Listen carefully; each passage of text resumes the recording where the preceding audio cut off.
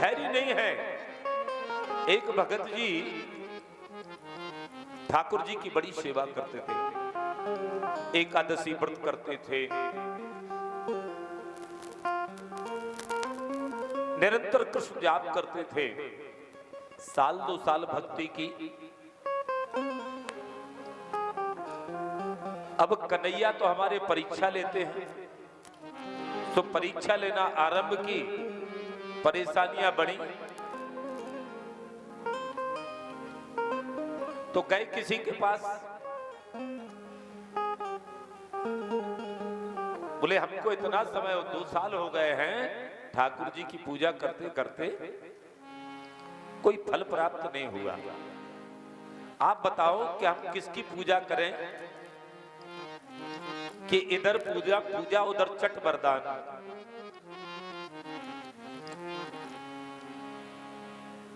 तो वो पंडित जी गणेश जी के भक्त थे, उन्होंने कहा एक काम करो, गणेश जी की पूजा करिए। वो व्यक्ति गया, बाजार से गणेश जी की प्रतिमा खरीद लाया, सिंहासन में रखा, ठाकुर जी को सिंहासन से उतार करके अलमारी में कर दिया। बोले आपकी पूजा बहुत हो गई, अब आप यहां विश्राम करो। ओम जय जगदीश हरे की जगह पे जय गणेश जय गणेश जय गणेश देवा शुरू हो गया। साल 2 साल किया, गणेश जी ने भी बात नहीं सुनी, फिर परेशान हो गया। अब की बार फिर गया, वो शंकर जी के भक्त थे, बोले यदि जल्दी चाहिए फल तो शंकर जी के पास जाओ। गणेश जी ठाकुर जी वाली अलमारी में पहुंच गए और शंकर जी सिंहासन में आ गए।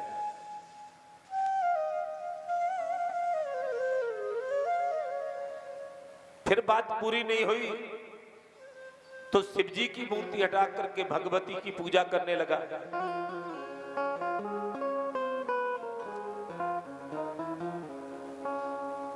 अब भगवती ने भी बात नहीं सुनी इतने जल्दी, तो उनको भी हटा दिया, किसी और लोकल देवता की मूर्ति लाया और वहां सिंहासन पर विराजमान कर दिया।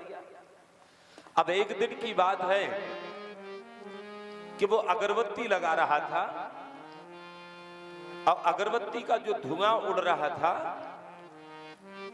उसी समय हवा का झोंका ठाकुर जी की तरफ गया, तो अगरबत्ती का जो धुआं था वो ठाकुर जी की नासिका तक पहुंचा।